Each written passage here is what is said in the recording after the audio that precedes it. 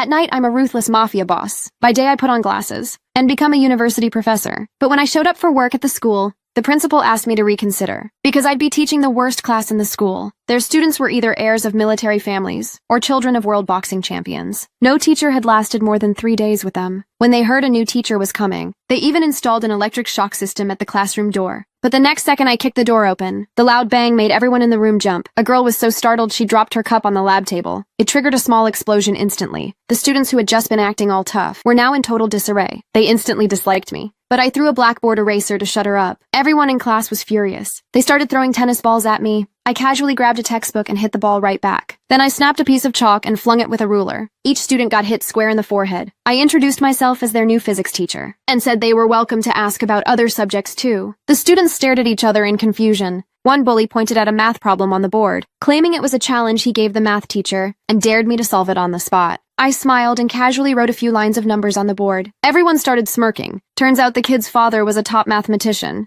Even he took 7 days to solve the problem. No one believed I could solve it in seconds. Just then, the math teacher came in to grab a book. He saw the answer on the board and froze in shock. He immediately asked who had solved it, but the students were too busy checking the solution. No one paid attention to him. When they finished verifying it, they all looked stunned. The student who gave the problem fainted on the spot, wanting to test me further. The students secretly planned to mess with the chemistry teacher that afternoon. At that moment, I was about to walk into the room. Suddenly, an explosion came from inside. The chemistry teacher walked out covered in soot. I stormed into the classroom angrily. The bully pulled out his gadget to threaten me, saying if I didn't leave, I'd be blown to bits. But to me, his invention was worthless. I even invited them to come build rockets with me. The students burst out laughing, thinking I was bluffing. They said if I could build a rocket by hand, they'd start behaving. I took them to the countryside without a word. They even started live streaming, planning to watch me fail. But to their shock, I built a rocket in under 5 minutes. They laughed again, thinking it could never fly. But the next second, the rocket shot into the sky and vanished in the blink of an eye, stunned. The students quietly boarded the bus back to school. But on the bus, the bully was still fuming about being shown up. He said he had to get revenge, one of his friends revealed. He'd planted a modified bomb under my seat. It only made sound but wouldn't hurt anyone. They all covered their ears and hit the remote. Nothing happened. They hit it again and again. Still nothing. That's when I pulled out a jammer and scolded them for wasting time on toys. Told them to go apologize to the chemistry teacher instead.